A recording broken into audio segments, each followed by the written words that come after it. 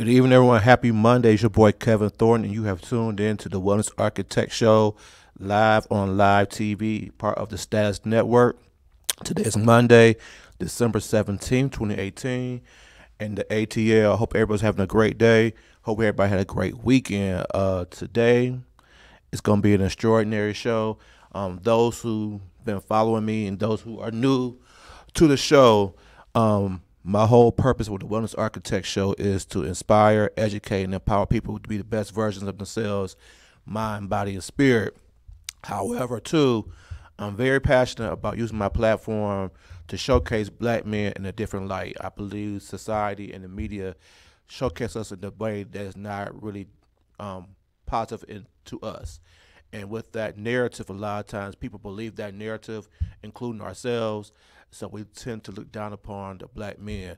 So I want to use this platform to inspire us to be, to showcase us in a different light and inspire the black men to be the best version of themselves.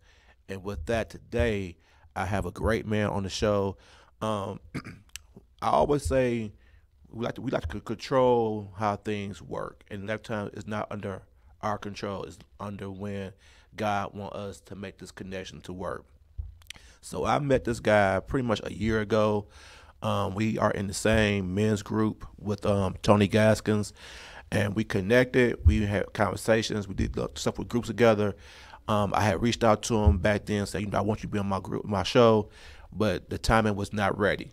You got to time. It's all about timing and being in alignment with the situation. So one day he hit me up and he was like, "Call me," and I called him. We had a great conversation, and he said he was ready. So today is the day I get to have Mr. Eugene Johnson Jr. on the show, the owner and CEO of Man2Man. Let's talk. How you doing, brother? Yes, sir. I'm doing great, man. How you doing today? I'm great. So tell everybody who you are, what you do, and how you get to this point right here, right now. So, my name's Eugene Johnson Jr. from Houma, Louisiana, and I reside in Texas, in the Houston area. And I've been here for about 18 years and loving every bit of it, man. Came over here with an opportunity and an aspiration of becoming a physical therapist. Mm-hmm. And I spent some time working in the Texas Children's Hospital as a physical therapist technician. Mm-hmm. And there was one of the therapists who saw something different in me. And she knew I like to work out and those things. And she said, "Why don't you go get paid for doing something you love?" Now, I'm coming from a background where, that wasn't encouraged. It was go to school, get a good education, Mm-hmm. get a good job, and hold that job down, right? Right. Well, this lady, she saw the benefit in sharing this information with me, and she saw potential in me. She said, "Go get paid for doing something you love." And I said, "What is that?" She said, "Go be a personal trainer." So I went and got certified as a trainer, and I realized uh, the opportunity here in the city of Houston and the surrounding areas where it can take me. And so I've been training since 2001, and Mm-hmm. it just so happened that this lady's name was Faith. And Mm-hmm. so, when I write my book, man, and talk about that, it all started with faith, and that's a whole nother story right there. But faith is the one that believed in me. Faith is the one who encouraged me. Faith is the one that helped me see what I didn't see in myself. So training since 2001, I got to the point to where when I was involved in the church that I was going to, we did a lot of men's retreats where we would get together and we would once a year and for Thursday, Friday, and Saturday, we would spend time and talk about how we can become better men. And when it was all said and done, we'll go back and do what we have been doing. The problem with that was there wasn't a follow up. Mm-hmm. I was hungry for more. I wanted to spend time with the men more, like that weekend we had. So for 10 plus years, I've been doing that, and it got to the point eventually where I always wanted to speak and I always wanted to help out people in the area where it's needed and use the gift that God has given me. And so one time in May, uh, after I finally took the time out to go on YouTube and listen to Les Brown. Mm-hmm. And when I listened to Les Brown, I fell in love. I fell in love with what he had to say and how he said it. And I said, that's what I want to do. And that was the second time I said that's what I wanted to do. After one of the men at the men's retreats that I went to, he was so open and transparent about his life, and helping men. And I said, I want to be able to help men, just like this guy is. And then Les Brown just kind of put the icing on the cake. And I said, that day when I heard Les Brown, sitting in the parking lot, at my daughter's daycare, at my daughter's dance class. And I told my wife, I said, today is the day I'm going to start it. And she said, what do you mean? I said, I'm going to start this men's movement, and help out the men. And so I made a phone call to my minister in Louisiana. And I said, this is what I want to do. Can you help me? And he said, sure. When you want to get started? And then 2 months later, we had our first Man2Man Let's Talk workshop, about 30 plus men. And all of our lives were changed, and we've been rolling ever since. So, my goal is to be able to fill in the gap of what many organizations are doing with their men right now, and not have just this weekend emotional experience, but also to have it a continuous experience to where we can see the value in encouraging one another and sharpening one another on a daily basis. And that's where Man2Man Let's Talk was born in May 2007, and been pushing it and working it hard ever since, man. So that's where I'm at today. Man2Man, let's talk. All right, we're gonna talk Man2Man too, because I think it's very much needed. I've been having conversations a lot lately with men, and the number one thing that some of the men now are willing to admit is that they're broken, and but they don't know the necessary steps to try to heal themselves to put them back together. So, what's your thoughts on that? On men being broken? Yes, sir. Well, there's a story. Everybody has a story to why they are broken and how they're put back together. A lot of times, we'll see broken pieces and we'll have all the tools to put it back together. The problem is that we don't use the tools that we have to put it together, because that's going to require some exposure. It's going to require some work, in order for that to take place. It's going to require some, I don't know how to do this. It's going to require some vulnerability and all those different things. That's part of putting the pieces back together. We have to do everything that we can and follow the protocol that's already been established for us. And a lot of times, if all we had to do was communicate to get over the situation or to be put back together, that's like the nuts and bolts of it all in order for us to do it. The problem is that we're so conditioned that we don't want to talk because we've been told by well-respected individuals who we respect their words tremendously not to do X, Y, and Z. So many men are broken today because they're living off the words of well-respected individuals, and they don't want to let them down.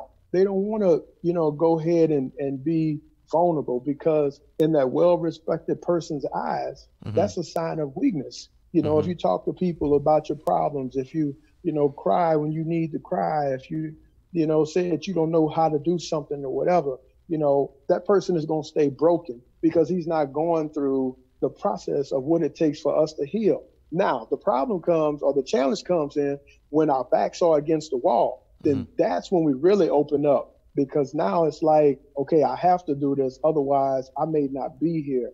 And so we want to make sure that we are more proactive than reactive when it comes to putting the pieces together. But we have to move a lot of those walls out of the way in order for us to be put back together. And when we do that, then we're a better example, not only to ourselves, but the people around us, because it's all about the people around us. It's not about us. Right. It's how everybody else see us when we're broken and put back together.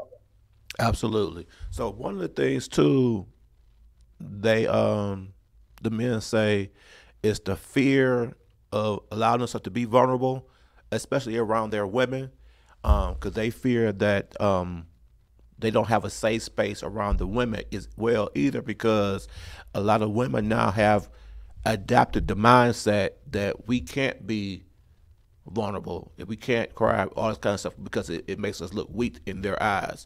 So if the guys feel that their woman, they can't go to a woman, what do? Who do they go to? Well, that's a good question. It's important to know who you are and whose you are. And everything starts with our creator. Mm-hmm. When it's all said and done, there's no man or no woman that's going to be able to satisfy us like our creator has, that can satisfy us. We have to know that the man that we say we follow, and that's Jesus Christ, a man who's shown his happiness and he also shown his sadness. Now, if we can't model that, we wear the name Christian, but we can't model what Christ did, then that's a problem. Because throughout the Bible, we read about uh, men who had their ups and their downs, and they showed their vulnerability, and it's pretty consistent, Mm-hmm. with that. So, for if a man cannot go to his loved one for whatever reason, he always can go to God. And I don't know any woman. I don't know any woman who does not want a man who has dedicated his life to God. It's in order. When a man dedicates his life and is obedient to God, everything falls into place for that woman, who is by his side. And so when he's vulnerable and able to have those conversations, with his spouse and say, listen, or his loved one, this is what I'm going through right now, and I need your support. We need to say that. We need to communicate that, Mm-hmm. and that brings the relationship closer together. But when you know who you are and you know whose you are, Mm-hmm. it's easy for an individual to be able to communicate that information because he knows that it's not about his loved one. It's all about God. And this is what God wants me to do, not what my loved one wants me to do. This is what God wants me to do. And if I'm doing what God wants me to do, then despite how she feels or whatever, God is going to work that out, with that person, that loved one. But I'm going to make sure that my relationship is right with the one who put me here on this earth. Absolutely. So I know you said you've been doing man to man. Let's talk for since 2009. So this is the Actually, last year, 2017. 2017. So this is gonna be Yeah. a big year for you because in March you having your first man to man Let's Talk empowerment conference. So tell everybody about that. First of all, man, it's real interesting. I got a buddy of mine. His name is Gary, and he's my business consultant. And so we grew up with each other, Uh huh. and so we talk from time to time. And when we got to this conversation about talking about the conference, he was like, Gene, why don't you just go ahead and do it? And I was like, you know what? You doggone right. And I immediately went and started making some phone calls to different hotels and setting things up to where I can go and see, how to handle the setup and the ins and outs of it. Interestingly enough, the time that I spent, at the church that I was going to at the time, Mm-hmm. we did all the stuff that I'm doing right now. For 10 plus years, I was involved in the setup. So I actually was groomed, at the church where I was going to on what to do. So it Mm-hmm. was kind of second nature for me when I went to the locations and what to look for and how to handle things. And so I want, in 18 years since I've been here in Houston, there has never been a men's empowerment conference, at least annually. And Mm-hmm. then it's the fourth largest city in the country. And so for me, I'm like, this is a phenomenal opportunity, to let the men know that there's something available that they can come to. We can sit down under the same roof and talk about the same problems with the same solutions and make a difference All right. in this city. And so my goal is I'm looking for 100, men who are hungry, to help out the next man. And we're going to start with that 100. Once we get 100, that's it, because I want to make the atmosphere very intimate. And it's enough to where you don't miss too many people, but it's enough to where you have an opportunity to make enough connections, while you're there. And so in this conference, we're going to talk about things pertaining to men's mental health. We're going to talk about things pertaining to man's physical health. Mm-hmm. We're going to talk about the power of relationships and how it's important for us to connect with one another. We're going to also talk about the importance of listening, which we all have a challenging time doing, is listening Mm-hmm. effectively. The importance of loving one another, as well as connecting to one another so we can work together. And then the theme of it all is the definition of a man. And the Mm-hmm. question is, does your definition aligns with our creator's definition? Because I believe men are living their lives the way they are right now based off of what their definition of a man is. Mm-hmm. And so my job is to bring awareness to what our creator's definition is. And then it's up to us to be able to accept it. That could be the thing that's keeping us from becoming the best man that we can be, because we want to make sure that we are in the boundaries of what God's definition of a man is. Hey, everything on this earth has a purpose. Mm-hmm. From the clouds in the skies, the birds, the fish in the water, the grass, the trees, everything has a purpose. And so do we. And we have been given a definition just like everything else that's around us. The question is, are we living within the purpose that God has created us? That's what we want to sit down and talk about at the conference. It's 3 days, 2 nights, where you get your dinners, 2 dinners and 2 breakfasts, and the lunch will be on the men, where they go out and fellowship with one another and have a good time. We're also going to have, games, whether it's checkers, chess, spades, dominoes, different things to help bring men together.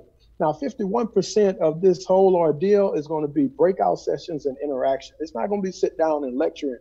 No, we're going to get together at the round table, and we're going to talk about whatever topic there it is, and we're going to go ahead and have those breakout sessions right after and get people talking. For people who sacrifice their time and their money to come there, I want you to know that you have a voice. If you don't have a voice nowhere else, you sure enough believe that when you come to this conference, we want to hear your voice. And when you hear your voice, that may impact the people that surround you, and it may free you from the things that you are, handling in your life right now. So I want the men that come there to know that we want you to talk. That's why it's called Man2Man. Let's talk. We want to give you an opportunity to talk about your experiences and how your experiences can help someone else. And I believe the highlight of it all is what I call open mic. And that'll be the time where, men will have an opportunity to say, this is where I was and this is where I am. Hey guys, y'all pray for me, whatever it is. I'm going to start it off, with the open mic and let men know the things that I've been through, the things that I'm going through as a man, and how I need everybody in there to be on my team as I want to be on their team as well. And when it's all said and done, we'll leave from that conference challenge with some information on what we can do in the area where we're living. And we're going to stay connected, whether it's through Facebook, whether it's through text messages, whether it's through our closed Facebook group or email. Whichever way we can stay connected, that's our goal. We want to make sure that we keep the fire going after the conference and get ready for the next one. I love it. So, what's the dates again for in March? March the 7th through the 9th, 2019. Check-in is on that Thursday at 4 o'clock when we get things started. And so those who's listening, if they want to attend, how do they get the information? So they get the information by going to www.m2, the number 2, letstalk.com. And it has all the information under the upcoming event tab. When you go through there, you register your information, and they also have where you go ahead and you send your payments. Now, this is the kicker. Okay, you have an opportunity to pay as much as $399 for the conference, and you can have an opportunity to get it for free. Let me share this with you. $399 if you pay in a singles rate. If you want to do your own thing, don't want no roommate or whatever. But we encourage you to have a roommate. Bring a roommate, because this is all about us working together. That's $399. It's $385 for you and your buddy per man. So $385 for one man, $385 for the next when you're rooming together. Okay. Mm-hmm. Then you have your small groups, which is from 3 to 9 people are considered the small groups. You pay $350 per individual in the small groups. Then you have your large groups, which are 10 or more people. You pay $325 per individual in that group. Now, Kevin, if you was the one to organize the group, with 10 people, Mm-hmm. and you say, look, man, we all paying on this one ticket. I got this group together. Your weekend is free, my friend. So that's how you can get that free. If you get enough people together, when it's all said and done, the more people we have, the better opportunity that everybody can pay a lower cost. So those are the prices. You go to the website to sign up and fill it out, and everything will be paid for. Where you get your drawstring backpack, you'll get a T-shirt like this, the man, let's talk T-shirt like this. Mm-hmm. All right, and you'll also get some other things that'll come along with it. I have this wallet thing right here that you can put on the back of your cell phone. You get one of those, and your lanyard, as well as your program and everything else. All you got to do is get there, and everything else will be paid for. Sounds good. And it's so funny because that was one of my goals that I was going to do. I didn't put a date yet for it, but that's something that I want to do because I do see it's a void out there for us. You got women doing it all the time for each other, having empowerment conferences for the women, but you never see anything for the men. And it was crazy is Eugene, when I first got certified to be a life coach, everybody told me, my idea of trying to be that person, that voice for the men is admirable. But if I want to eat, I gotta cater to the women because the women are gonna pay for it. And Yeah, so then a lot of times that means the men continue to get pushed to the side because they look at men as not someone who's going to invest in their own personal development. And so I started to see this year, the men's group that we are both are in and how that was working out. And then I was like, okay, it's a need. I just gotta figure out how to get it done. So then when you came and said, okay, we gonna do this, and then after I talked to you, I was like, okay, I might need to come down there and check it out, and then that'll be preparing me for when I'm ready to do mine. So it's like, okay, I'm starting to see how it's supposed to go and how I'm supposed to be able to do it and all that kind of good stuff. So yeah, it's gonna be very interesting, very exciting time. Um, and I think the men need it, and I see a bigger platform for you. I know it's gonna start in Houston, but maybe one you come to the ATL and do one there, and let's make it yes, happen. sir. So let's talk to the topic at hand, as you said, the definition of a man. What's your definition of a man? Well, everything is driven from the Bible, and it's important that we align ourselves with what God has established. So if anybody, and with all due respect, because I know where I came from, and I know, what I initially thought, what my definition of a man was, and then I realized, hold on, man, it has to be something God created. God is already established, who I am when it's all said and done. So my thing is in First Kings 2:1 through 3. It's important for us as we look at that scripture. David was talking to Solomon, and I'll paraphrase a little bit about what the definition was. David was he was about to die, and he was talking to his son Solomon. And he said, "I'm about to go in the way of the world. So be strong and act like a man." And when he said act like a man, after that, he told him what it is to be a man. Mm-hmm. And he said, walk in the obedience of the Lord, keeping his decrees and his commands, observing, the Lord your God. Uh, when you do these things, you will prosper in everything you do and wherever you go. But everything was obedience, walking, observing the Lord your God.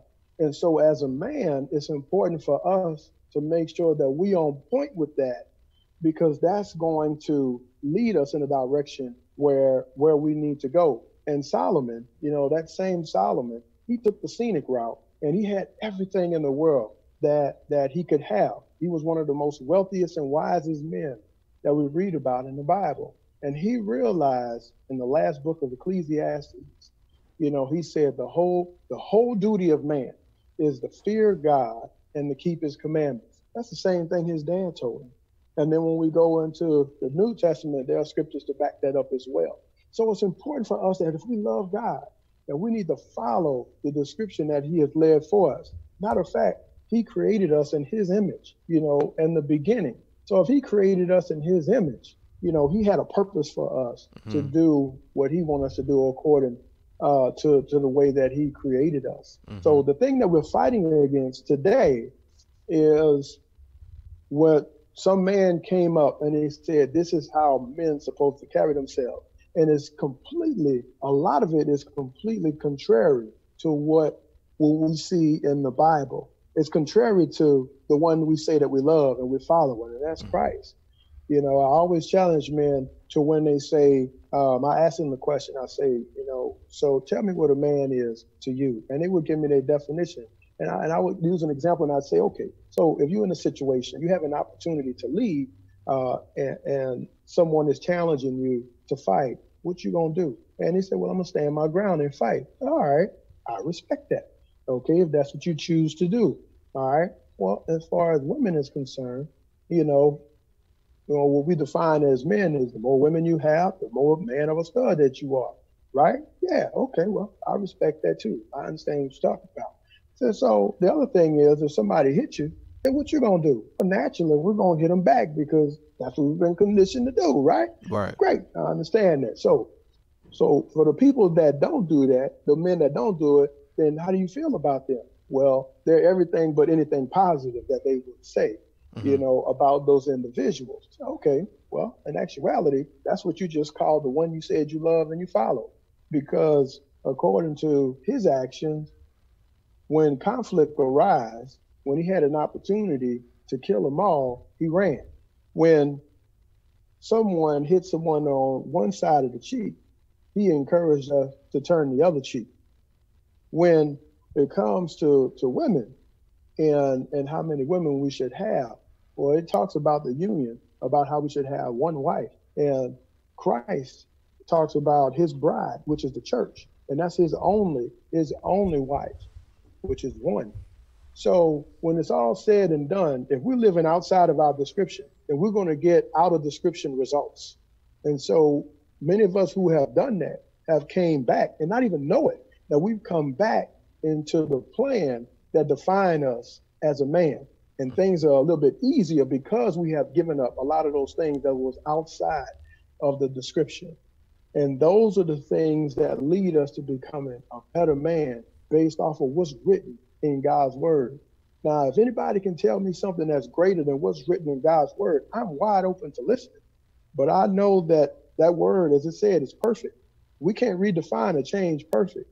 Mm-hmm. So if he said that this is how we're supposed to act, who am I to dispute that? And that is what I feel, according to what the scripture said, is our definition of a man. And starting in 1 Kings 2, verses 1 through 3, where David was talking to Solomon. Check that out, man. It's a good read, and it's a great start in reference to what a man is. Okay.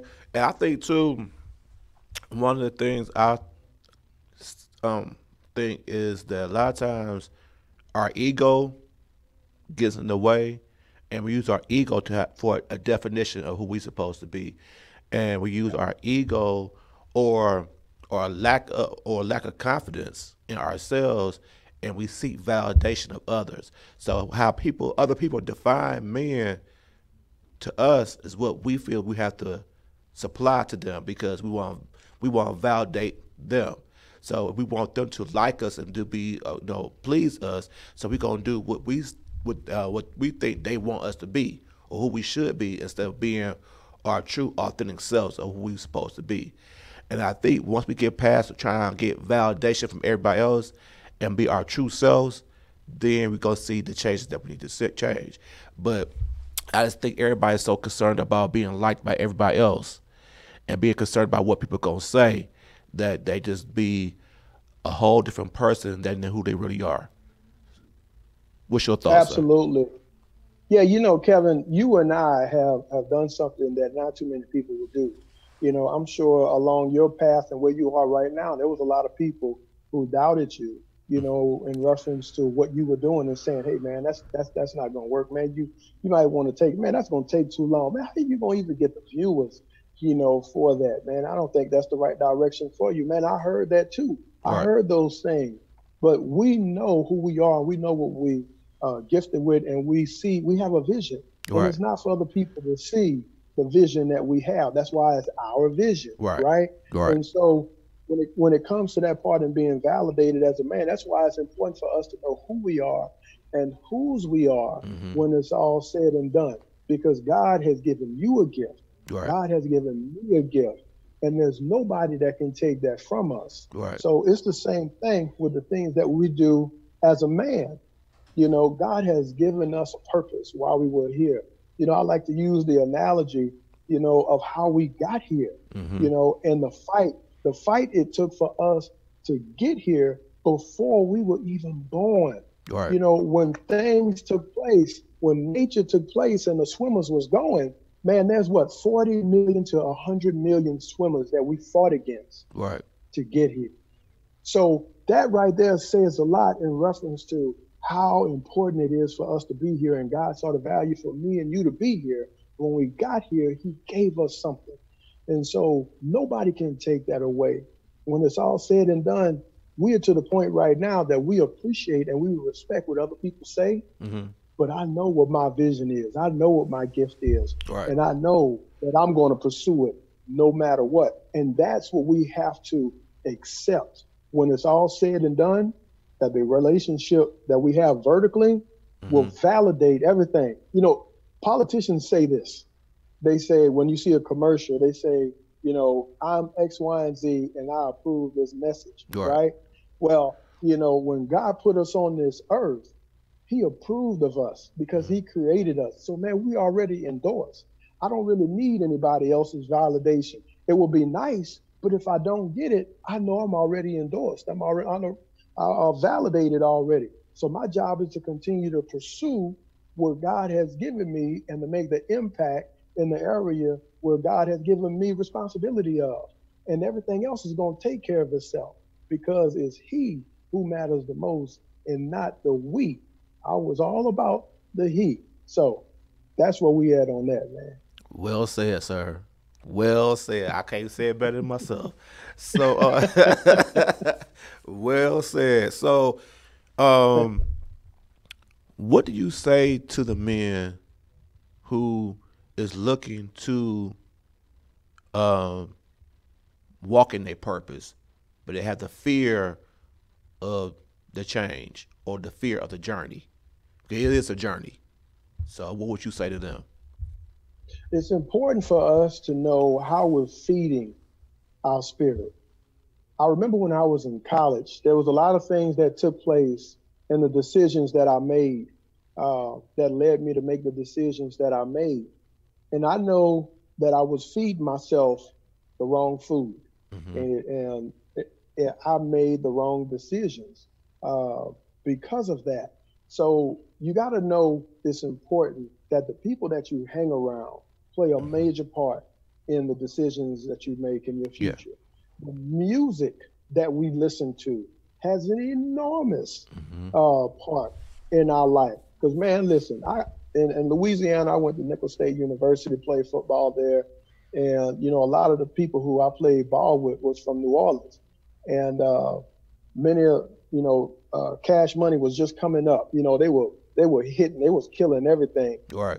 in Louisiana during that time from a local standpoint. They would come to the campus and we'll see them there before they even blew up, and No Limit and all of. So I mean, we was all about No Limit, Cash Money, and everybody who was connected with that. So I was exposed more to that culture, and that shaped me. It shaped me tremendously, and it didn't lead me in the right direction for my future where I'm at today. I had to give a lot of that stuff up. The books that we read, the Mm-hmm. books we read is important Yep. because man, once you see some things, man, you can't unsee them. Especially when you reading something, it just sticks more. Right. When you read something, especially when it's very descriptive. So you got to be careful of the things that you read and you meditate on, and then the videos that we watch and the videos that we promote. We got to be careful Yep. that those videos we watch and promote or something that will feed our spirit the Mm-hmm. right way. And it's all put together that will shape us to be able to step out on faith and do the things that we so desire to do. And of course, the people you hang around, as I mentioned earlier, that's important for us, to be able to make those sacrifices of not spending as much time with those individuals that don't share a vision or going in the direction that we're going, because all they're going to do is take some energy from us Yep. that'll keep us from going in the direction we want to go. So for those individuals who are hesitant, they need to check themselves and what they feed themselves and start detoxing themselves of those things that Yes, are sir. hurting them, and then connect themselves with the people that are doing something with themselves, and get some guidance and some wisdom from them.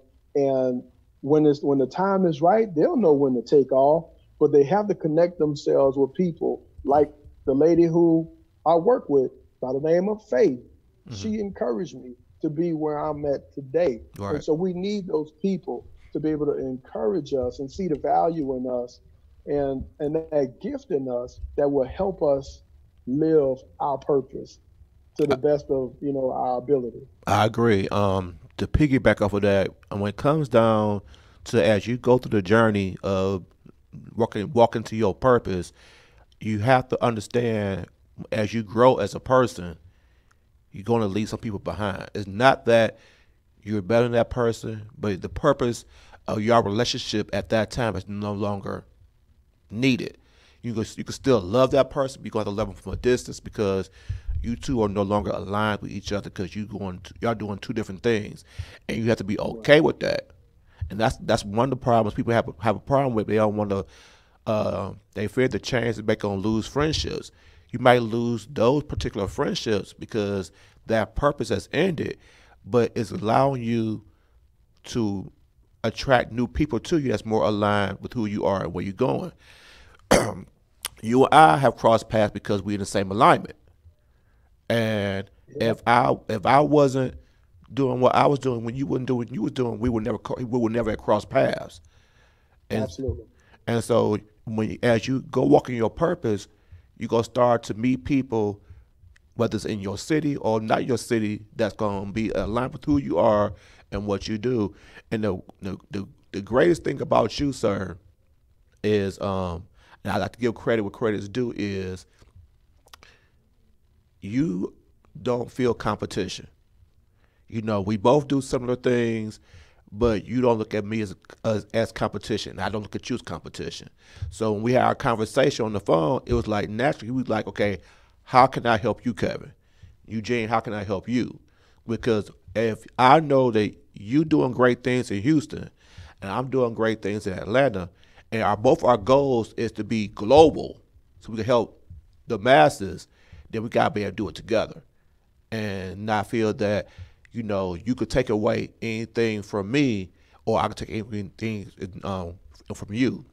So what I tell people all the time is, people say, well, Kevin, why you always have people who do similar things to you on the show? That could take away from your possibility of getting clients. I say, if somebody watched this show today and they like Eugene and they go, Eugene said, come to me, that was meant for Eugene to have that person in their life because that's who they gravitated to and that's who they needed at that moment. It didn't mean that you took that person from me. It was because that person wasn't mine in the first place. That's the person he just used. God just used me as the vessel to introduce that person to you, and that's what everybody has to understand.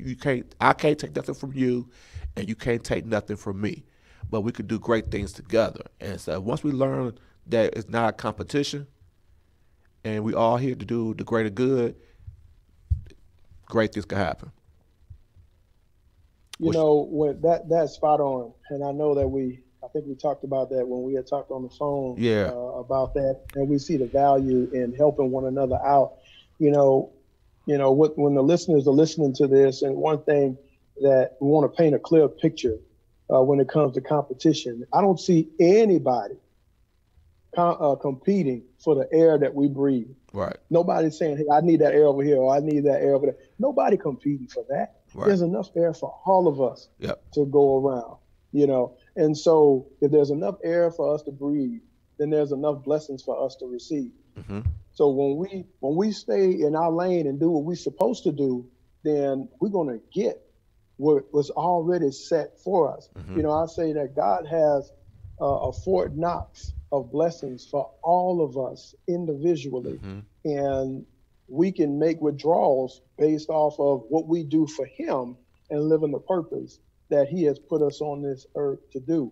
And so it's important for us to realize that we are not competitors Right. because there's enough for everybody. I have not seen not once where the water went, there was a drought where we didn't have any Right. water on this earth. I haven't seen where there was an air shortage. I haven't even seen where there's a food shortage. I mean, even people less fortunate than you and I still find a way to get something to eat. When it's all said and done, we have to minimize what the world promotes as far as competition is concerned. Mm-hmm. We are around it on a regular basis. We are brought up on it on a regular basis from when we're small to being an adult, from athletics to education to jobs, to driving from point A to point B. We are surrounded and conditioned to compete. Well, when we do what we're supposed to do and how we're supposed to do it, we're going to get what we're supposed to get when that Right. time comes. But the time we spend on worrying about somebody else, that's less energy that's focusing on us Mm-hmm. so we can fulfill what we need to do. So we Exactly. have to encourage one another, to saying, listen, man, this is not about me taking from you because Right. you're gonna get yours regardless. I can't stop that.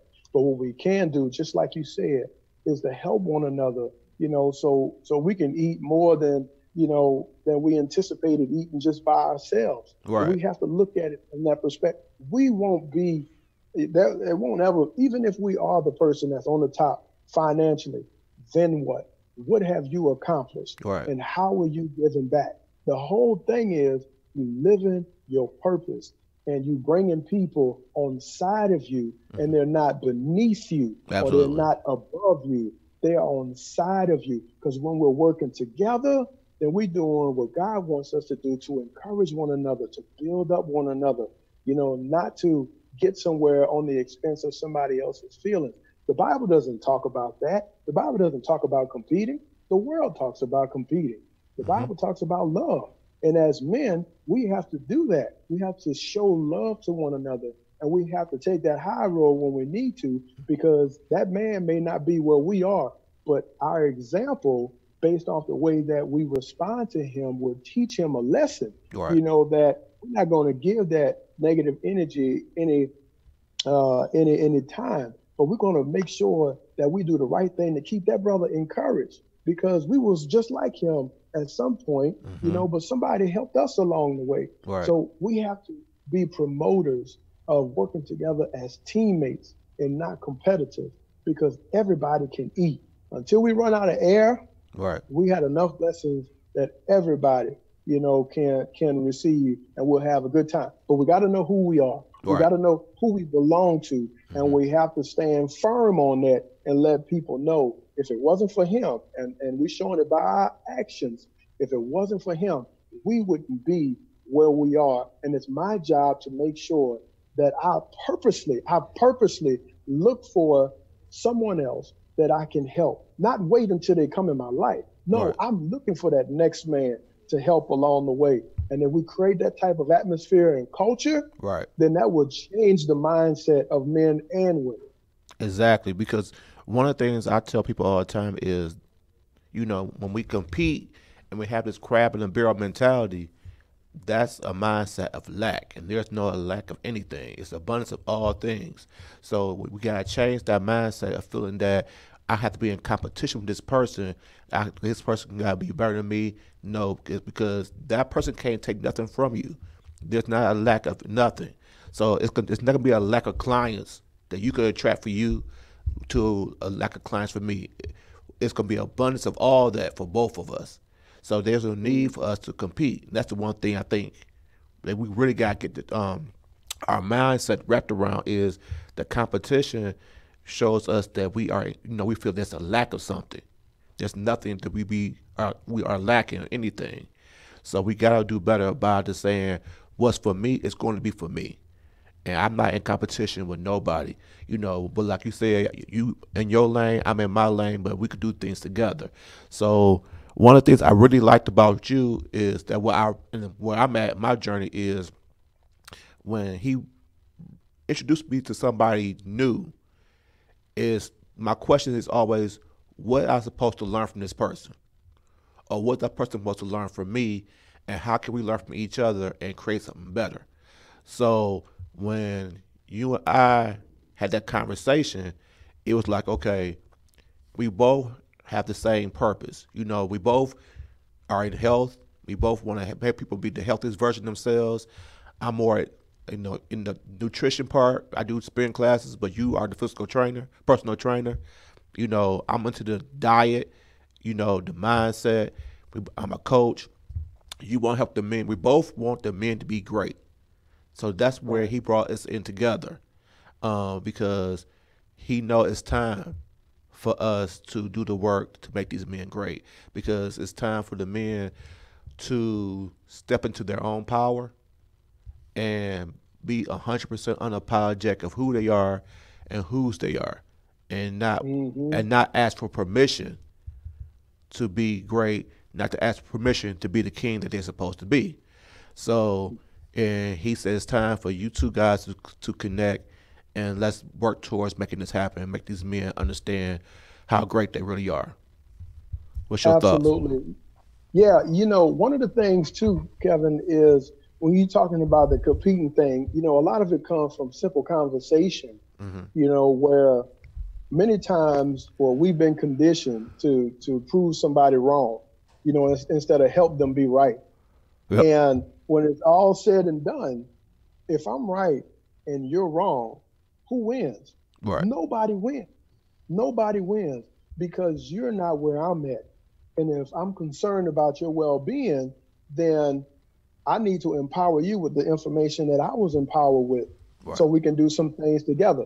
One of the most dangerous things about information is the suppressing of information. Mm-hmm. We'll like to keep it and won't let anybody know because we don't want to see them get ahead or they may take off, further than where we started. Like we've been doing something for 10 plus years. They get it and they first go round and they running with it. Well, Right. I mean, that's what's happening on them. We have no control over that.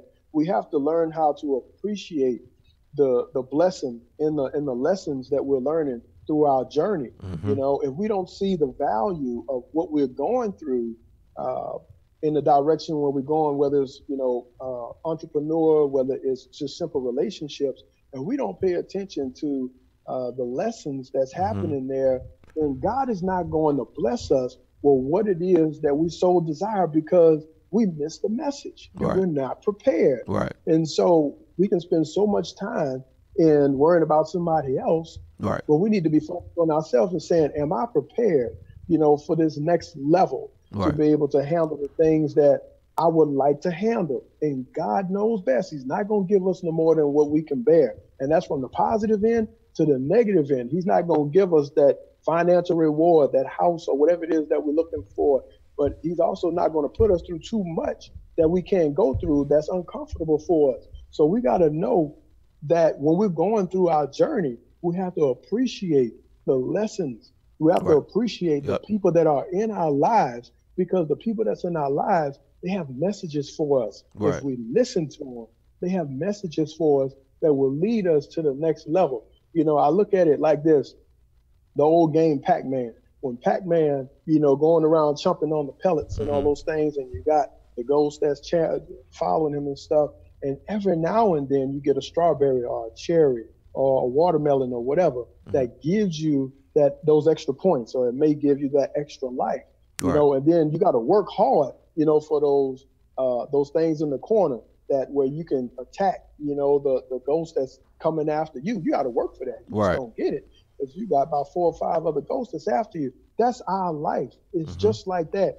That cherry and that strawberry may be that person or that situation in the life that gives you extra life to get you to the next step on your journey Mm-hmm. because you actually paid attention. He was like, whoa, I wasn't expecting that, but I know, that information, I can use that. But knowing the whole time you being chased by our competitor, who is Satan. who is looking to bring us down, we got to keep on moving and find those cherries, strawberries, and watermelon. And every now and then we'll get that power, that pellet in the corner that gives us that extra strength and motivation where we can knock out a lot of things.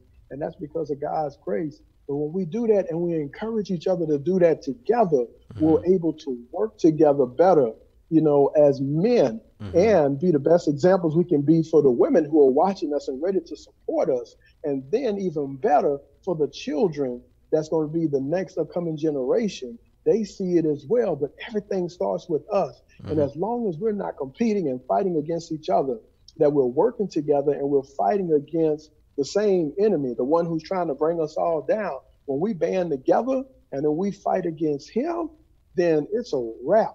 But we have to see the value in coming together Mm-hmm. and doing the things that God has purposed us to do, Right. and know that we are guaranteed the blessings that he already have in store for us. But we have to do it in his order and his time, and Mm-hmm. then everything will be just fine after. Right.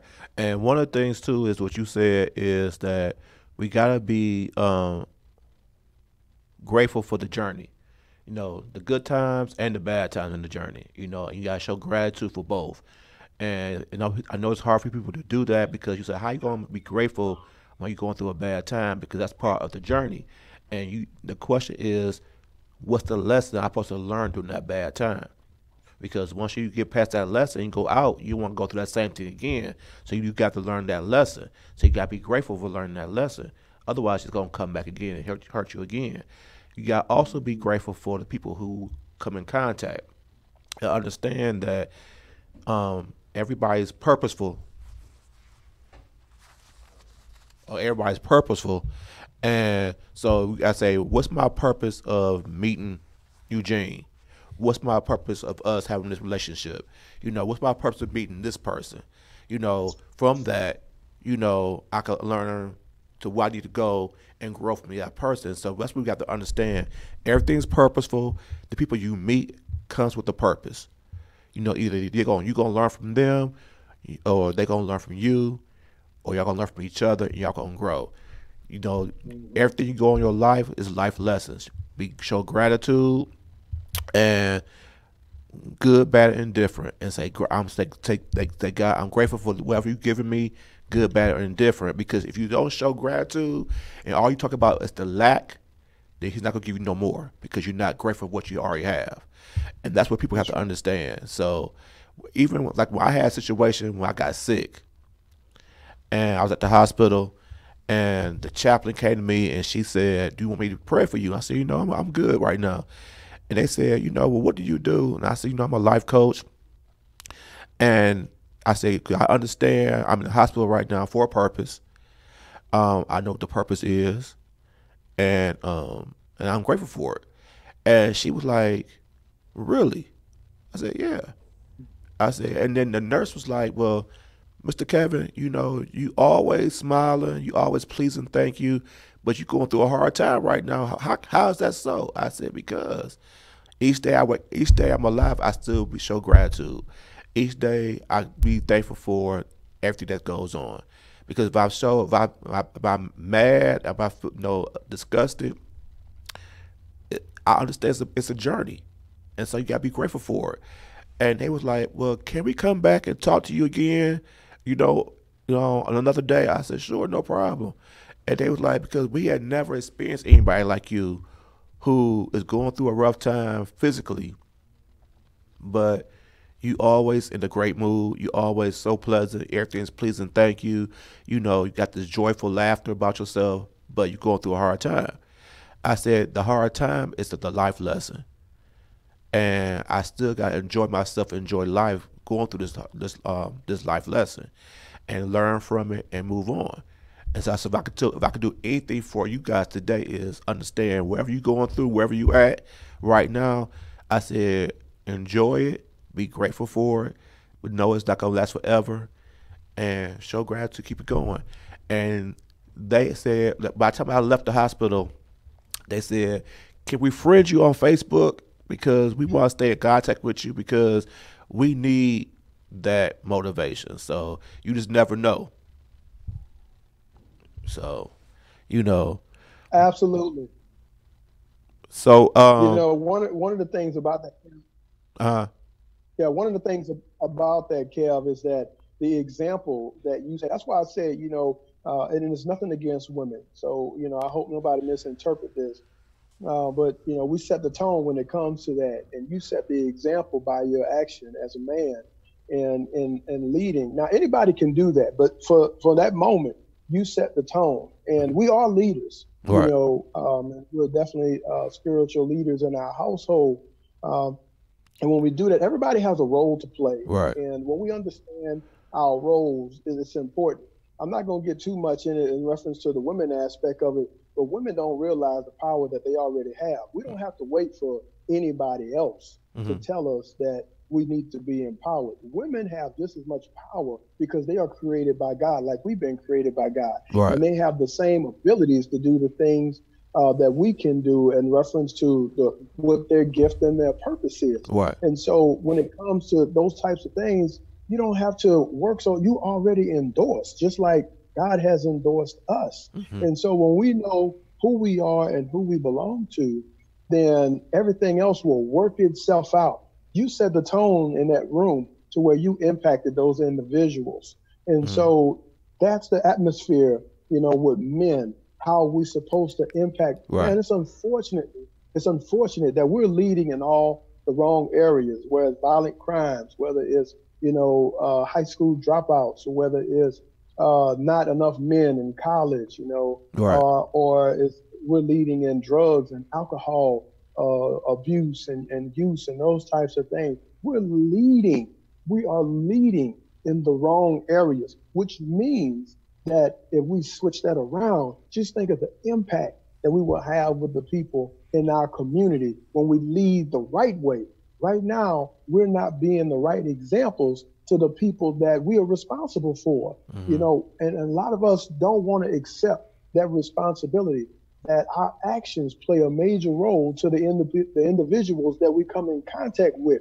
And so we need to see the value in that to make sure that the same impact that you had on those individuals during your time in the hospital, that didn't take you off your course. Mm-hmm. You encouraged them, you built them up, and they were drawn to you, Mm-hmm. you know, enough to where they want to be a part of that energy.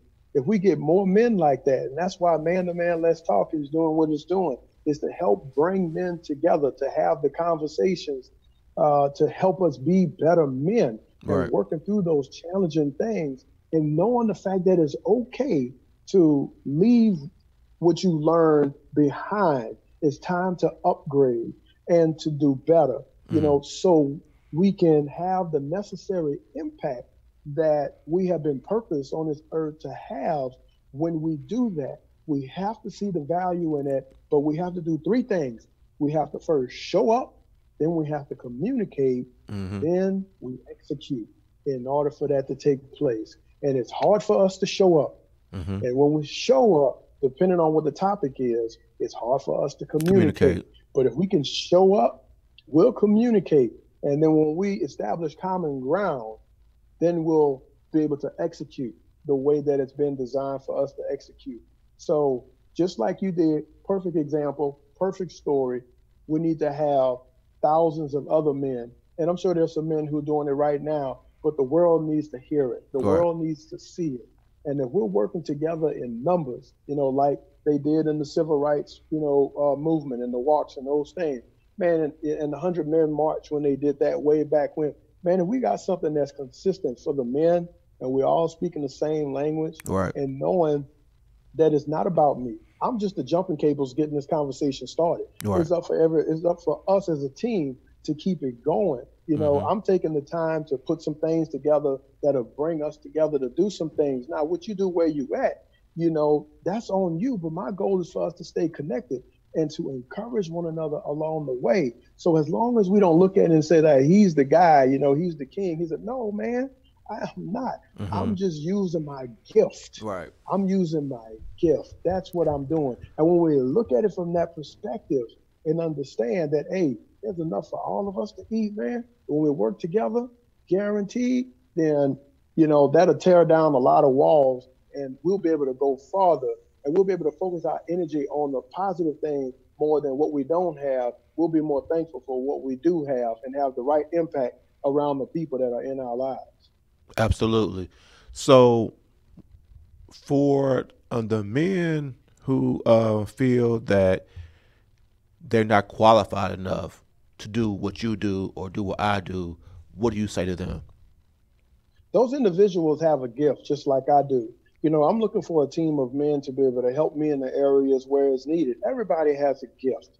What we have to stop doing, as I'm still working on, man, I'm still shaking off some things of what I was conditioned to believe. What we have to do is know that we are good in an area. We just don't talk about it that much because it's not like the next man who's getting all this attention. Everything is not designed by the attention that you get based off of what you do. What it is designed by is designed by how you're able to attract people and lead people to where you're going. So our focus need to be on how we can lead people, or help people come with me instead of worrying about, other people doing something better than me. You have no control over that. And when we sit down and we have the conversations that we need to have, then that person will realize, well, maybe I can do these things. And you have to have the right people around you to be able to say, man, just give it a try. Just Mm-hmm. give it a try. You don't want that one because all it takes is that, one individual to be like, you ain't gonna be nothing, you ain't amount to be nothing, that ain't gonna do anything. Man, you have to know that, look, this vision is my vision. Right. God gave me this vision and I'm gonna pursue it. And I'm gonna hang around folks who will be able to support and encourage me in that area. So if that person who is not as confident about it, he needs to be around the right individual or individuals that will help him be able to utilize the gift that he has. Everybody has a gift. Everybody has a purpose. It's just a matter of that person surrounding himself around the right people that will help him use his gift to the best of his ability. Absolutely. So, with that being said, um, what would you say is would you recommend their first step be in trying to walk into their journey of their purpose? What would you recommend them do? I would encourage any man, young or old, to get with another man and have the conversation that we're having right now. When a gentleman asked me when I was starting this, he asked me, "What's your definition of a man?" And I was all into it, and that was like the most important thing that I haven't really, sat down and talked about. And I was like, you know what, I don't know. So we had a conversation about that. Talk to people on a regular basis on how you can become a better man. Ask me like, well, what do you think about this topic or this topic? Mm-hmm. Find that person that is willing to talk to you, about that, and then you'll know, where you fall into play, and if you're doing the things that you need to do, that's helping you become the best man that you can be. So it all starts with that show up. Then the next thing is the conversation. Mm-hmm. Then you can implement what you've learned. Because many Right. of us are doing that right now. The question is, who's your source? And Right. is your source sharing information that's going to help you become a better man according to God or a better man according to them? Where they validate you and say, now you are a man. Well, what was that validated by? And where did you get that information from that validated you? We need to have that same validation according to the scriptures to say, despite what anybody else say, if I know where I'm at, according to the scriptures, God is pleased with what I'm doing as a man. So we got to get that vertical relationship right. And Right. so enhance our horizontal relationship with the people we come in contact with. He's going to put people in our life that will see the value in a simple conversation, the one who will take time to talk to us, the one who's going to call and text us to see how we're doing. But we want to make sure that we have our vertical relationship right first, so that horizontal relationship and all the people that we come in contact with, will be on the lookout for us to Right. be able to help us, to be able to use our gift as best as we can. So it's okay to have that fear. We all have a little fear in us. Mm-hmm. Hopefully, that fear doesn't consume us. That's the thing. We do not want the fear to consume us. So if we be around people who are confident about their life and about themselves being a man and willing to be open and transparent and stuff, that will help that individual be more confident and know who he is as a man and be able to live his life according to his purpose. Exactly. Exactly. So, um, what's gonna be some of the topics you're gonna talk about at the conference?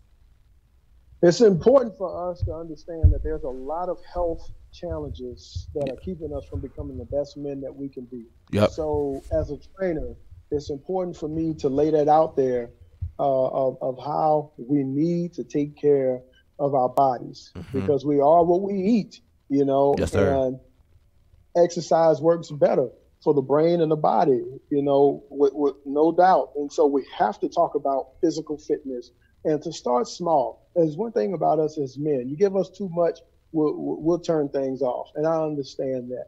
So we want to give a little bit at a time in reference to what we can do at home, as far as stretching is concerned and some Hmm. light activity, which will lead us to more activity later on as we progress.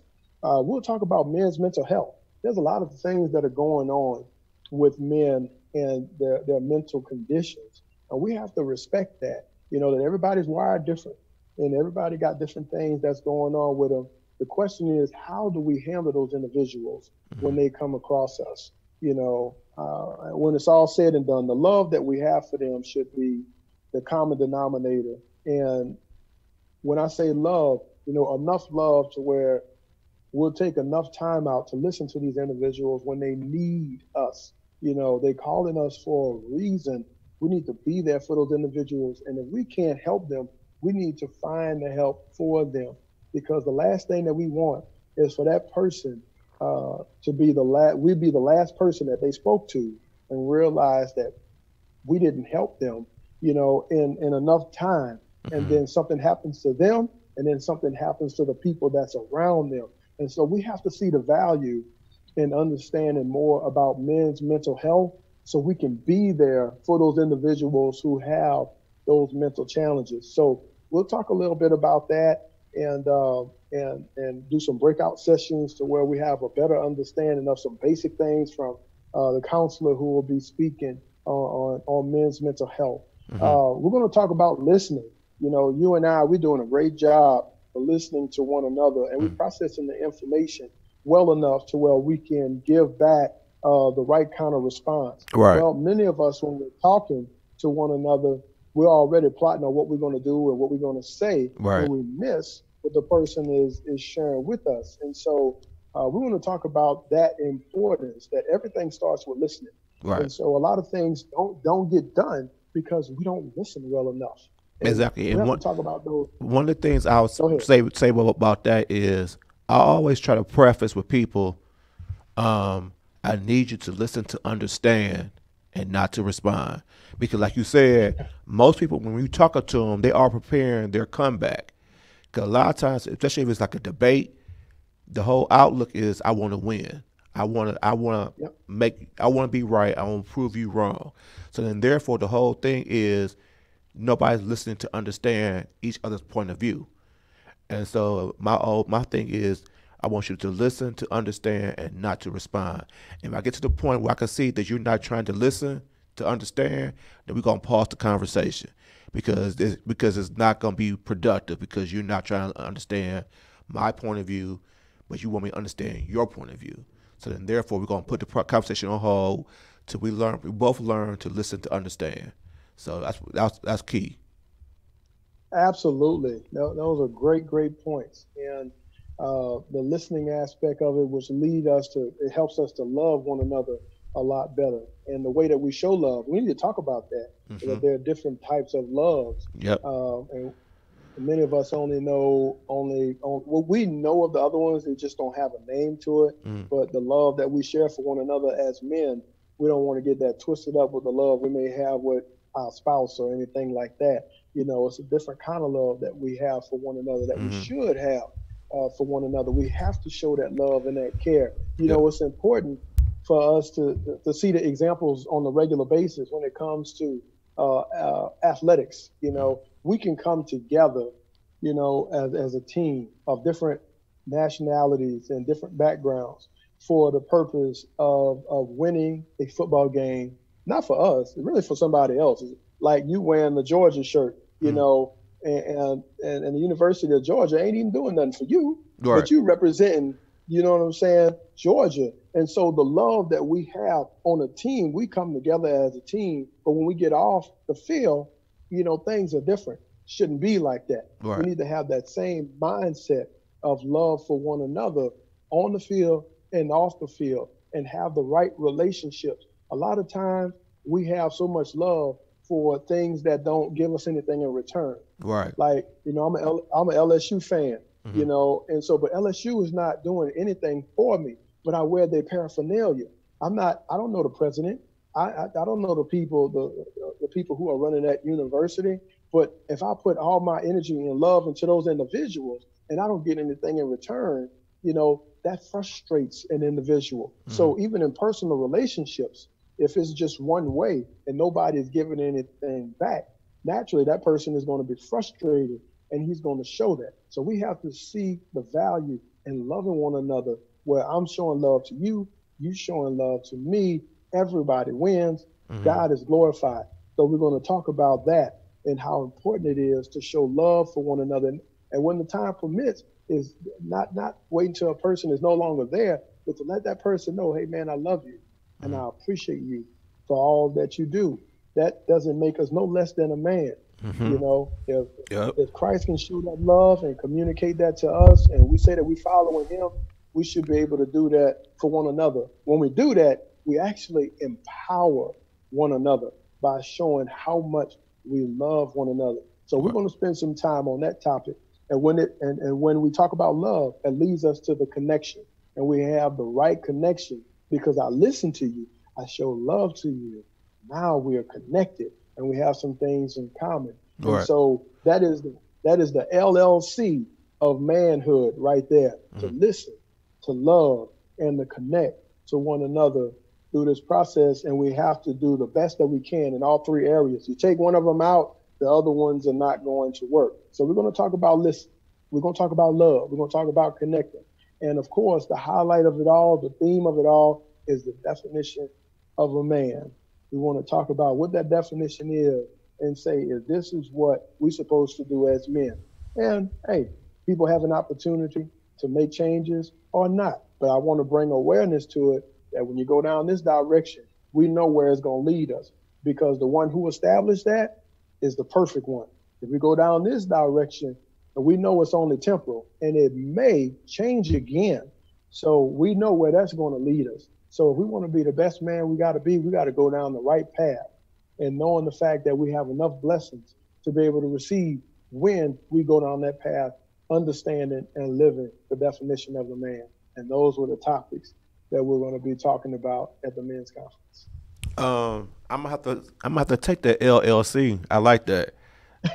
I ain't gonna. I'm not gonna. I'm gonna let you know right now. I'm gonna take that and use that for myself. That was good because it's funny because a lot of times men we have a hard time, and I'm no different.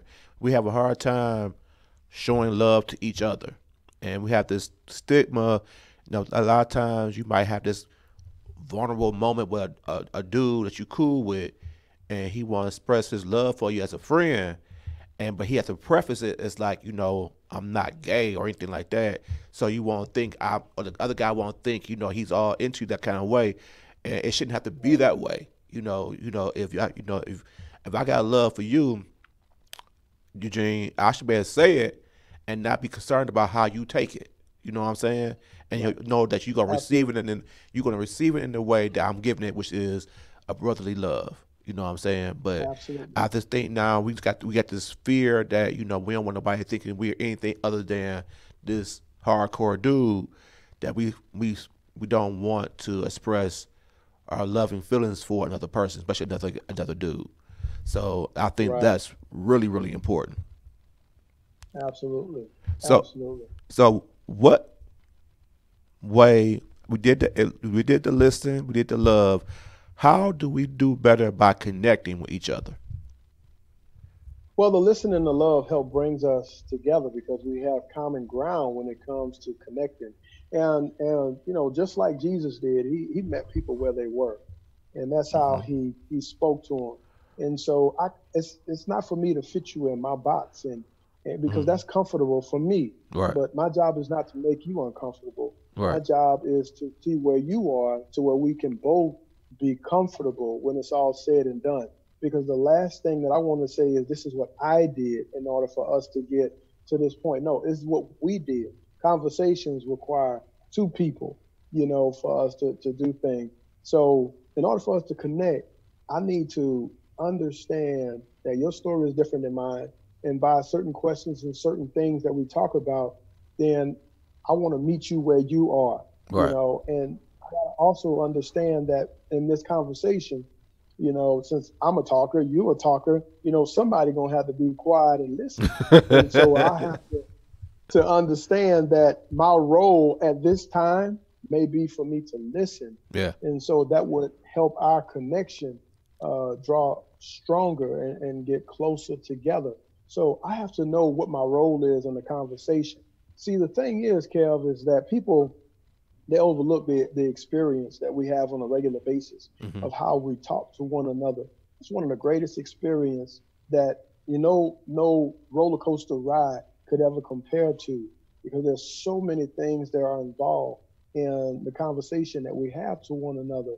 And when we leave from a conversation, just like we leave from that ride, we either going to say, I want to go for that ride again, or I don't ever want to do that again. That's the same thing that we say in conversation. Right. We want each conversation that we have with each other to be that moment where we say, if I come across that individual again, I can't wait to talk to him. Or we Yeah. set a time and schedule to talk to one another. We're excited about it because it meant that much to us. We had a great experience. That's how we draw closer together and to be connected, by knowing what our role is when we're talking to one another, and seeing if we have that experience that we all desire. Nobody wants to have a bad experience in the conversation. So my job is to make sure that after we have a conversation, that you were uplifted, you were encouraged, and you were excited and empowered by what I had to, by my presence. I may Hmm. not even said anything, but by my presence, Yep. that you were uplifted, encouraged, and inspired and empowered, by us getting together and talking and listening to one another. That's how we draw us closer to each other. Right. And something you had talked about earlier too was like we have to understand the energy that we give out. A lot of times, I'm a mellow dude, so my energy is very mellow. So then I make everybody comfortable because of the mellow energy that I give out. But you might have some other guys that's got a real aggressive energy, and that aggressive energy makes everybody else kind of hesitant to be bothered with that person because of the aggressive energy that they have, and they don't understand why people react to them in the way in the manner they do. It's because of the energy that you pursue that you put out there. So one of the things in the journey is you gotta figure out what kind of energy that are you giving out, and if that's the kind of energy you want to give out to the world, because what you give out is what you're gonna get back. So you give out a lot of love, so therefore you're gonna get a lot of love back. Same with me. I give out a lot of love. In return, I get a lot of love back. It's not something that I seek. It's just something I Mm-hmm. get based on what I give out. And that's what I think Mm-hmm. a lot of times men and women have to understand, that you get out, you get in the world what you put out to the universe. And so Absolutely. if you don't like what you're getting back, you have to assess yourself and say, what am I giving out? Because it's the law of reciprocity. You're gonna get what you put out. So therefore, if you're not Mm-hmm. getting what you want, change it. And so I Mm-hmm. think that's something you were saying that really clicked with me, because we gotta really figure out, in the journey, not just learn our purpose, but learn who we are and what we're giving out to the world. And if we don't like what we're giving out, how can we go about changing it to do something better about it? So I really respect that. Thank you. Yeah, we need to understand too. that it's not about us, man. And that's the thing. Yeah. We can easily send out mixed signals, just like you said. You put out that type of energy, but you expect something else, and it's just not going to work like that. So you got to make some changes and understand that your words and your actions have an impact on the people that's around you. Right. And so don't, fall into that cliche of this is my life. I do what I want to do. Hmm. I don't care what nobody think about it. You right. It is your life. You right. You can do whatever you want to do. And you have that right, every right, to not care what somebody else think about it. But I tell you this much, that's selfish. Right. That's selfish. Yep. And shame on you for feeling that way because you never know the things that you say to an individual that in that comment to that individual could be the comment that would encourage that person to just give up on life. Hmm. And you have that same impact on that person that person may want to give life a second chance. So we have to be mindful, Hmm. whether we want to or not, that our words and our actions play a major role to the people that's around us. The things we send out on Facebook and Instagram and what we tweet and everything like that, that plays a major role on the Yep. people who are reading that. And we don't know what happens, to those individuals when they receive it and how they receive it. So we have to be more mindful for that, especially for us as men, Hmm. because we're guarded. Many of us are already guarded Yep. and we're very defensive when it comes to things and we jump into that survival of the fittest mode. And I'm not going to allow you to say this and do this to me this kind of way, Right. and ruin that conversation experience. You know what I'm saying? And so we have to realize that energy that we putting out to that individual. It's like, man, when it's all said and done, I want both of us to walk away inspired, encouraged, empowered, and leave peacefully when Hmm. it's all said and done. If we have that type of mindset in our conversation, then we'll draw people closer to us when it's all said and done. Yeah. But we have to send out the right signals. Can't send out wrong signals and expect, other results. Just not gonna happen. Absolutely. Absolutely. So as we get closer towards the end, I want to give you enough time because I listened to you on live today, so I know you could do a good speak, you could do a good prayer, whatever you want to do. But this is your time to speak from your heart, whatever you want to talk about. You got enough time. Don't worry about the time. Speak how long you want to, but speak to the audience, to me, and whoever else is listening, whatever you want to speak about, and so we can receive it today. One of the most important things through this whole process is for us to contribute more than we complain. Many of us will say, this is not happening over here, but the same people who are saying that this is not happening are the ones that are not doing anything. So I encourage men and women to choose contribution over complaining in an area where is lacking. And when it's all said and done, just know that what you contributed may be something that you will receive back in return from your energy and your contribution. When it comes to man, let's talk. I say if it's your resources that you have, your connections you have, if it's financial means that you have to give or whatnot to contribute, because this is something that's bringing men together to be the best men that we can be for our homes, for our churches, and our community, and for this country. Also to help us be the best fathers and the best husbands that we can be uh, in those areas. And so for many women who are saying, the men are not doing this and they're not doing that, if you know that there's something in your area that you can contribute to it and help them be a part of it. And men as well, if you see that there's a need in an area to help men become better, especially for our younger generation, contribute. All right. It's good to complain, but don't stay there on the complaining. Say what you're going to do after you complain. Many of us will have a Rolodex of all the complaints that we have to make us look good and saying, we brought this to the attention. Now, who's going to do something about it? Well, newsflash, if you came up with it, It was meant for you to be a part of it and Absolutely. to help and be a part of that solution. And many of us don't see that. So I encourage people to choose contribution over complaining. With Man to Man, let's talk. If you have connections, if you have resources, you have financial means to be able to help us, please contribute in any way that you can, because we're doing better for the next man that you will come in contact with.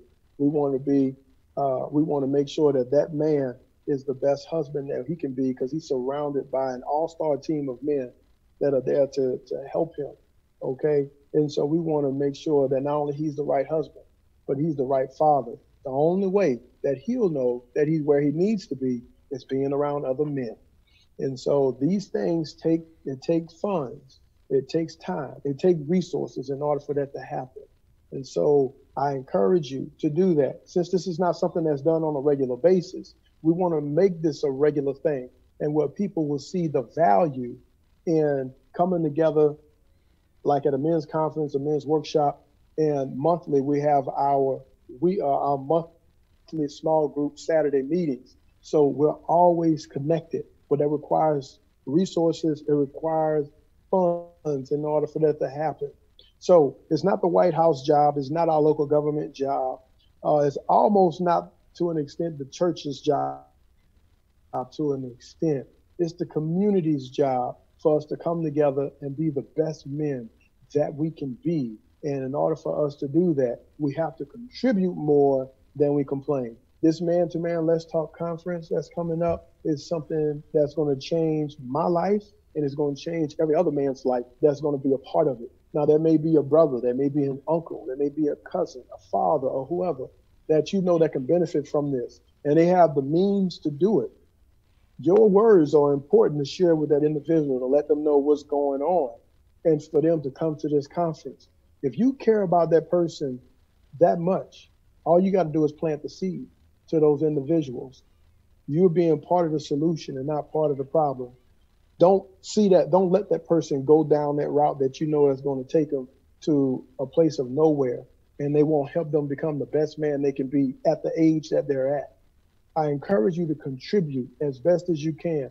When I ask you to share the videos that I post, you don't know what that's going to do to the next person that receives that.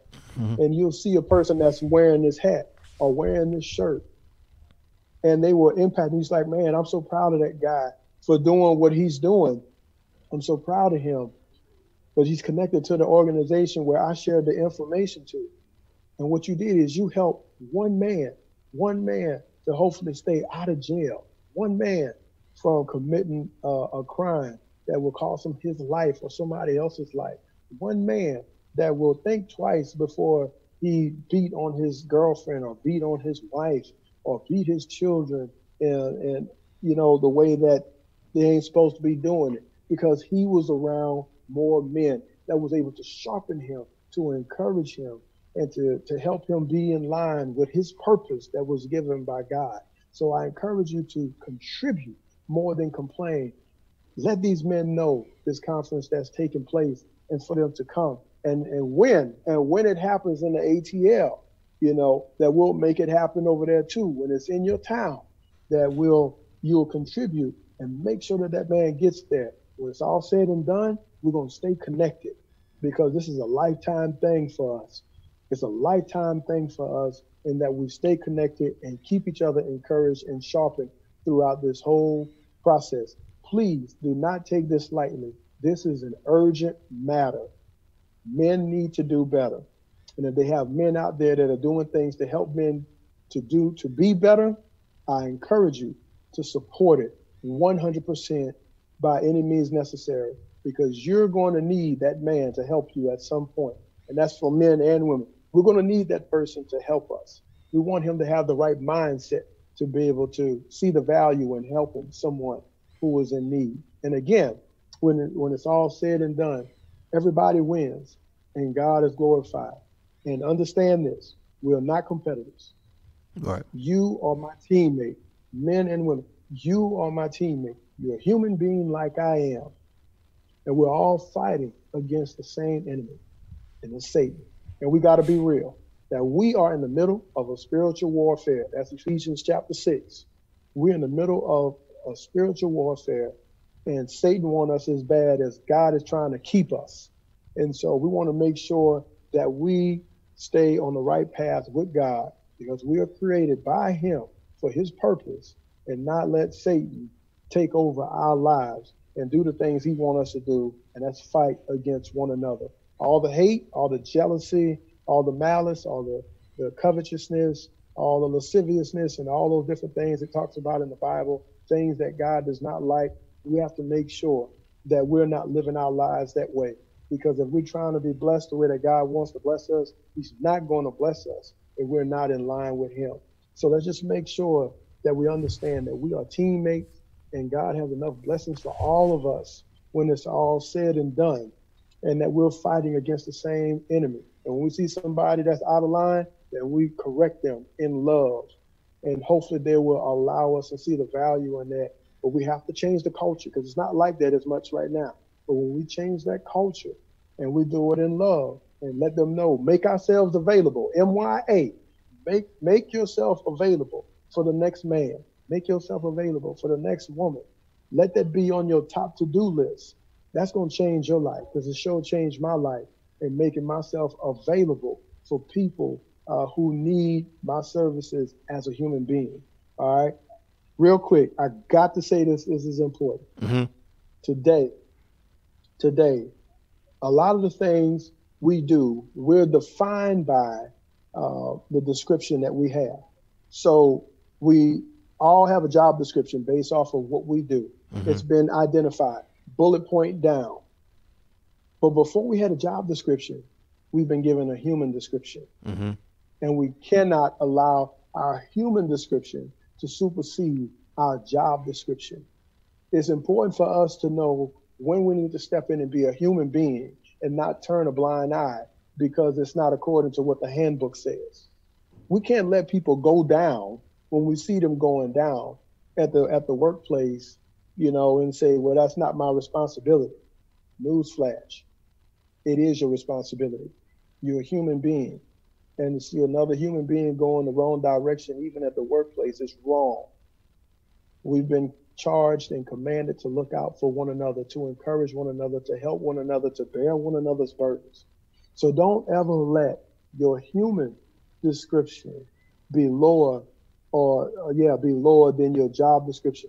That always have to be higher, because that's what we've been charged with from day one. The please, the thank yous, the mannerisms that we have, that's all written in the book that we read, the Bible. And so we need to carry that with us and let people know, I'm doing this, I'm going the extra mile, because that person is a human being like I am. He's a man like I am. I know what he feels, and I know what his needs are. And it's my job to go out there and to help him. So if I have to make a sacrifice, and if that requires my job to be sacrificed, man, look, jobs are temporal anyway. But even when you lose a job and you get a job, you're still a human being. So which direction would you rather go? Mm-hmm. Saving a life, losing a job, or keeping your job and somebody losing their life? So we have a decision to make when it's all said and done. We have a human description that we have to follow by, and it is written. And we are charged and commanded already to follow by that. And when we do that and we're in sync with God, God is going to bless us the way that he sees fit, and everybody wins when it's all said and done. Let's listen to what God says and not what the world is promoting out there. The world has a job to do, but we're going to make sure that we listen to the one who created us. The world didn't create us. God created the world and everything on here, so he created us too. Let's make sure that we listen to God, and then everything else will take care of itself, and we get the blessings that God has in store for us. This is Man to Man. Let's talk. Sign up for that conference, baby. March the 7th through the 9th, 2019. Will you be there? We waiting for you. We got a spot for you. Yes, sir. Excellent job, sir. Excellent job. So before we let you go, give them your social media information so they can find you. Check me out on Facebook under Eugene Johnson Jr. That's my profile. Let's connect. Let's connect, man. I want to know what you're all about it. And then on my training pages, Eugene Johnson Jr.'s in-home personal training. Okay. And then my speaker page, Eugene Johnson Jr. the transformer, baby. We're transforming minds all the time, right? And then on Instagram, I'm on Man2Man. Let's talk. At 614, I believe it is. But there's only one Man2Man. Let's talk on there. So check me out on Instagram there, where you can connect with me there and get some different feed that you don't get on Facebook. Go to www.m2mletstalk.com, the website where we can stay connected there, and all the information of what's taking place. You get the video testimonials of people who experience the workshops, and also those who experience the small group Saturdays. So you can go and check out those videos, and check me out on YouTube, Man2Man Let's Talk, on my channel, my own channel, where I have some videos on there as well, where you can see an extensive amount of videos that I'm currently posting up of the workshops and things that I've been a part of. So check me out on those areas. And I just want to be connected to you, men and women, where we can work together and do great things for our community. I appreciate that, sir. So before we get off the air, I would like to say that we all are servant leaders. It's all our responsibility to be of service to someone else. So, when you leave out in the morning, your thing should be asking is, how can I be of service to someone else? And not what can I get from someone else, but how can I serve someone else? Because you never know who may need you that day, who may need you to be a blessing to them that day. So always ask yourself to be, how can I be of service to somebody else? As about this particular show today, I asked everybody to share this video, whether it's on Facebook, YouTube. Share the video, tag the men in your life that you feel need to hear something like this. Because we could do our part by having a conversation, but we need you to share the information, share this video, share this post, so they can get to the right men, can get connected to it, connect to Eugene, connect to me, so we could do our work and helping them become the best versions of themselves, mind, body, and spirit. So for those who are new, I know a lot of people from Houston's probably watching. You can reach out to me at Kevin Thornton, or you can also go on my Facebook page of the Wellness Architect, and also on IG is the Wellness Architect. Reach out to me, stay connected to me, as we both are out here to try to make you be the best version of yourselves, mind, body, and spirit. With that being said, be your best self, be authentic, be great, be you, and we are out. Peace.